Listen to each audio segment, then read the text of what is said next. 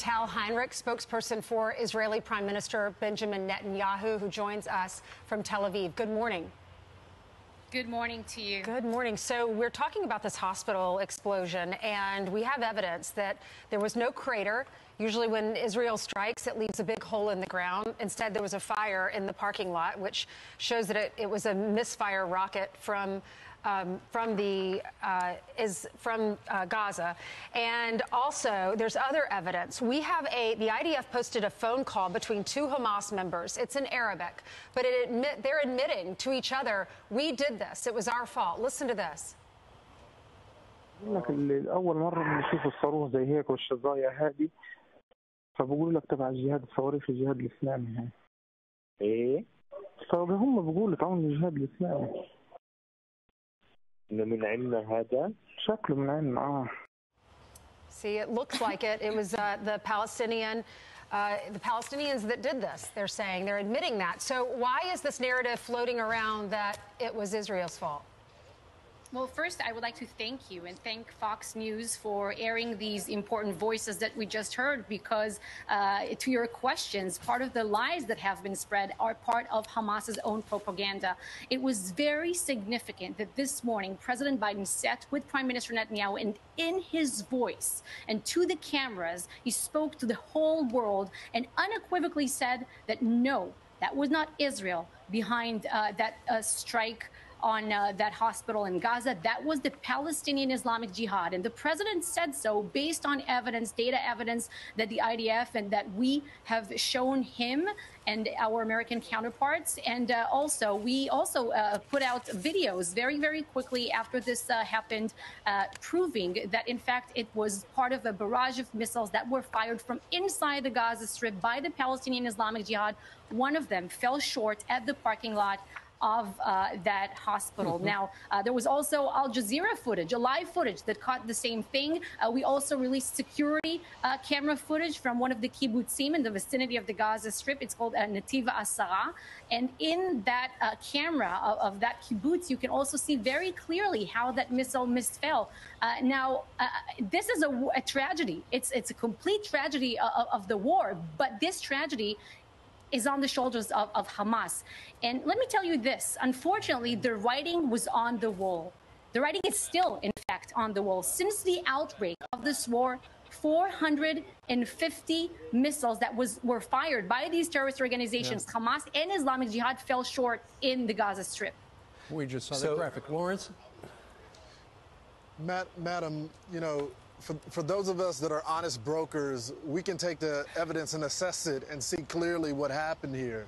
But you have an entire Arab world that believes some of the stuff that Hamas is saying. So what does the Prime Minister, what do you say to those that believe Hamas and believe the jihadists? That's a great question. Anything that comes, any information, any footage, any numbers that come out of the Hamas-controlled Gaza Strip should be taken with a huge grain of salt. This is like taking an account from out of North Korea, for example. Would you trust numbers or footage coming out of North Korea? No.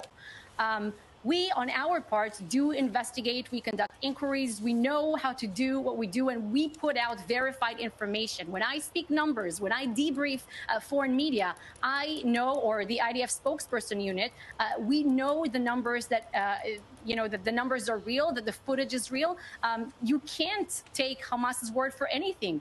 Haven't you not seen what they've done on the October 7th massacre? How can you take the word of anything coming out of these terrorists, these barbarian savages who brutally murdered 1,400 of our civilians? Now, you have to understand that everyone in Gaza is under Hamas's control right now. Even if you speak to a doctor, you speak to a citizen, you speak to the Gaza Health Ministry, which is in fact the Hamas Health Ministry, you should take these reports with a grain of salt, because they can't speak their mind. They can't just say what they want. They have to be aligned with the general Hamas message. Otherwise, they will pay the consequences. Yeah. So let me ask you this. With the president there, you cannot put a ground invasion, would probably increase security to a point, probably wouldn't make sense. What percentage of your surveillance and intelligence reveals that Hezbollah will hit you from the north when you go in to Gaza in the south? Well, I cannot speak of any kind of operational military strategy moving ahead. What I can say regarding Hezbollah and our northern border is that we will do everything to protect it. And President Biden also said to our other adversaries across the region, and he said it in one word: simply don't try us, don't try Israel. And it really speaks volumes that the president has arrived here in the middle of the war to also send this message, not only to Hamas down in the south of Israel, but also to our enemies outside the country, if it's Iran or if it's Hezbollah. They shouldn't try us. Sure. Tal, you're also getting criticism in addition to these images of the hospital. And I understand, we've seen the evidence. We believe your story. But the other criticism you're getting is that regarding all of the people down at the Rafah crossing. Some people are trying to get into Egypt. Egypt is trying to get some aid, humanitarian aid, into Israel, or rather into Gaza, but you guys won't open the gate. Will that be addressed before the ground war? Because, something's got to give. Well, the border between the Rafah border crossing is a border between the Gaza Strip and Egypt. Israel is not in control over there. So, but what I can tell you is just a few days ago, there was a coordinated attempt by some players to make sure that this border crossing will be able to open so that foreign nationals who are being held in Gaza will be able to leave. But what Hamas did is that they blocked the exit. They did not let foreign nationals out, which is crazy. Israel, we do not want any civilian casualties. We seek to minimize civilian casualties. Hamas, they want to maximize civilian casualties, not only of Israelis, but also of Palestinians. All right. Well, Tal, thank you so much. Y'all are in our prayers. Just know that you have our flesh. Thank you so much. Thank you.